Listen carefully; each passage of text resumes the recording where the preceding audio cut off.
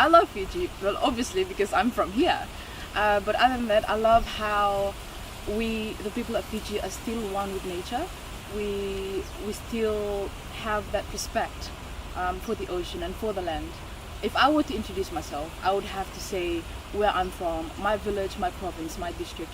We have a bird, I have a plant, I have a fish that I have to mention, and that is how it connects us to nature, basically. And that is what I love the most. And if you go to the villages, people still have that respect for in the hierarchy system. We have the chiefs, we have the spokesperson, and that is still being practiced in Fiji. It's a beautiful culture, and I love how people who come from outside get to enjoy it as well, because I'm still enjoying it. I chose Fiji because it was somewhere at literally the other side of the world. I'm from London in England, and quite literally it's the other side of the world. It's a smaller island than other places like the Seychelles or Mexico or Thailand, and I didn't know much about the culture, and I'm really interested to come meet the people, meet the locals, and especially because I'm so interested in people that I wanted to be able to work with the communities as well, and this project allowed both, so I get my passions excited through the marine project, as well as going to be able to do teaching with the kids in Motoriki. So for me it was just the ideal program.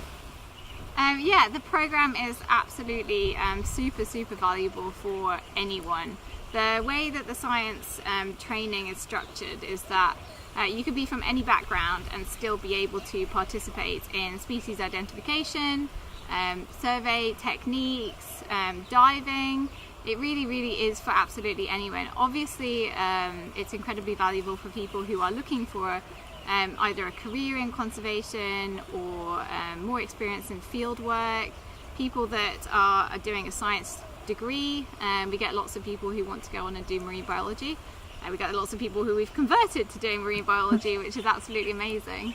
But then, you know, if you just want to do something great, if you want to see more of the ocean and get involved, the knowledge that you take home from this project, not just in conservation and marine biology and ecology, but also in sort of conservation issues, sustainable living, yeah, and this, I mean, the diving is absolutely insane, and it really gives you that kind of desire to want to protect it, and that's for absolutely everyone. So I definitely think anyone could get the world out of this project.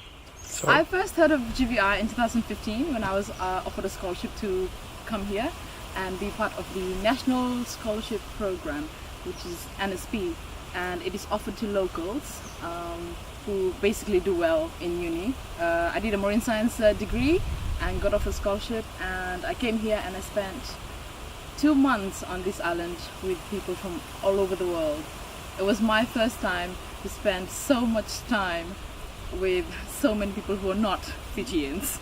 And it was a great experience, and I loved it so much that I applied again, and I got the position of being a scholar. So I came again and I did my dive masters, and they employed me to become part of the staff team. So yeah, I love it. Volunteering for GVI is not just for people who are interested in diving or in marine conservation. Anybody can join this course and can join this program. Doesn't matter your background, because we teach you diving from scratch. You can become from a zero to a hero in a couple of months. You can also become a dive master over here if you'd like to.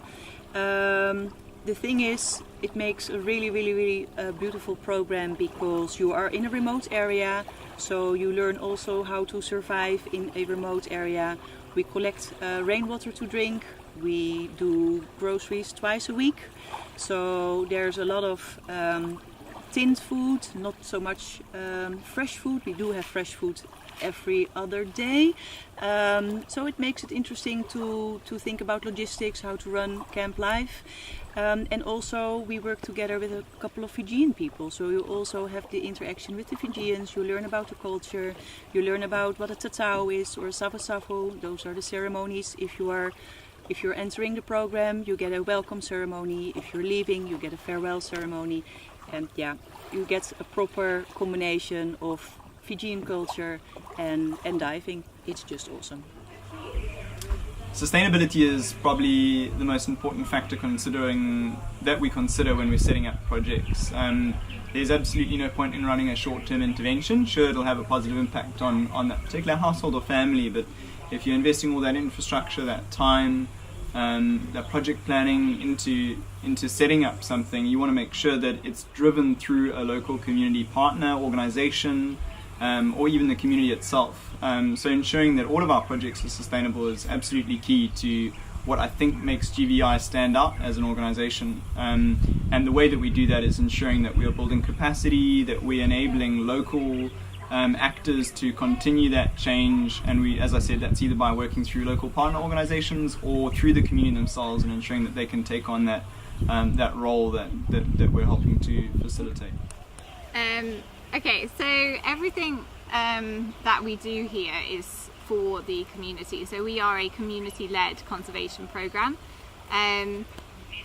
The communities in Fiji have a lot more kind of ability to manage their own resources than perhaps other places, because they still rely on a chiefly system. So working with the communities directly in terms of conservation is actually the best way towards land management and coastal zone management. So yeah, everything we do here is working with the communities. So that's sort of the data that we collect from around Thangalai. That is then compared to the data that we will be collecting from around Motuiki. That will show the effects of setting up a protected area and the effects of overfishing, and yeah, all that together will help us develop a long-term management strategy so that the villages can continue their incredibly unique way of life. They are subsistence villages, so they fish 2-3 times a day. That is their predominant protein source. It's incredibly sustainable. It's how everybody should be eating. And that lifestyle is what we want to protect, and so working with them to safeguard that and put aside areas that are completely protected will hopefully ensure that they have fish for future generations. We also achieve other things on base, so we have a couple of other sort of satellite projects that we run, such as crown of thorns starfish monitoring. GVI actually set up the first COTS for short monitoring program in Fiji, and we presented that at a South Pacific wide conference in Scuba in November.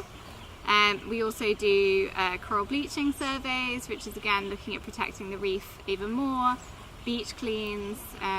So yeah, we achieve quite a lot in terms of marine conservation on Thangalai. So like from the ocean side, I think you have to step back further. It really is from ridge to reef, as they call it. They're as proud as their mountain as they are of their sea. They've always looked after it, they maintain it. All we did was come along and help them recycle things like their rubbish so it didn't go into the sea and damage it. But before that, it would still be in one area, it would be confined, it wouldn't be littered around their communities.